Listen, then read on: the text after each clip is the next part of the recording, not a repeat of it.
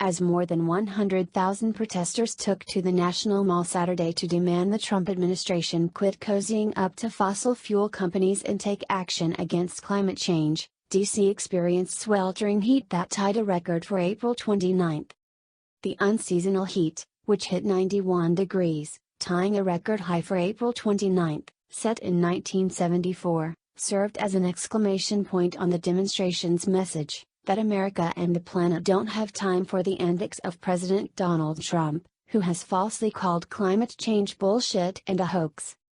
The People's Climate March, which falls on Trump's 100th day in office, includes a main event in Washington and more than 300 marches across the U.S. and around the world, including Boston and San Francisco.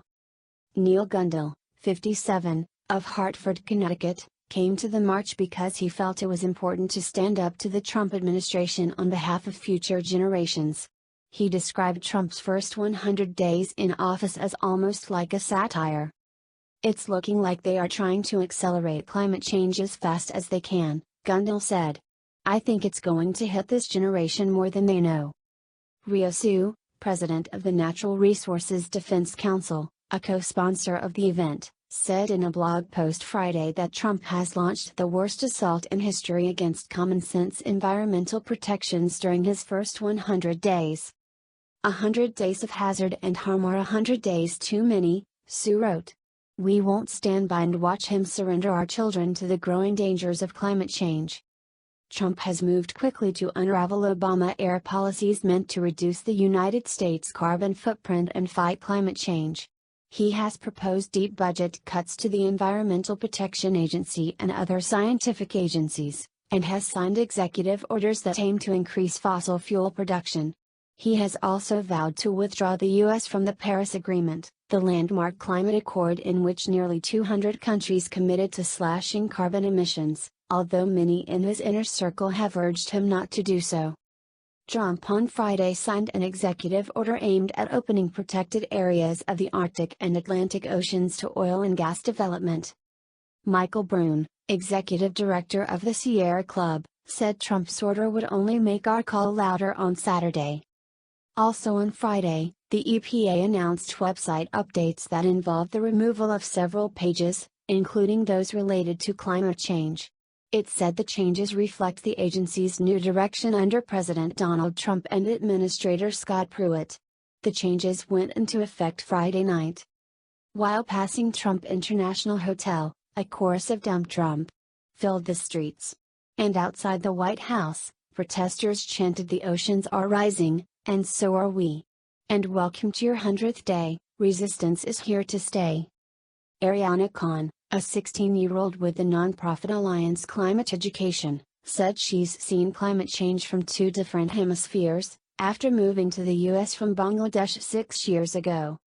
"The policies that are made in this country not only impact us as a nation, but everyone else around the world," she said. Michelle Ryan, of New Hampshire, traveled with her husband to D.C. from Florida, where the two are vacationing. She said seeing people from so many different backgrounds and with so many different important messages to share come together left her with goosebumps. "I have been afraid since the election. I felt I couldn't stand by and watch things happen without having a say," she said. "I think voices have to be heard. That's where change starts. And we're upset."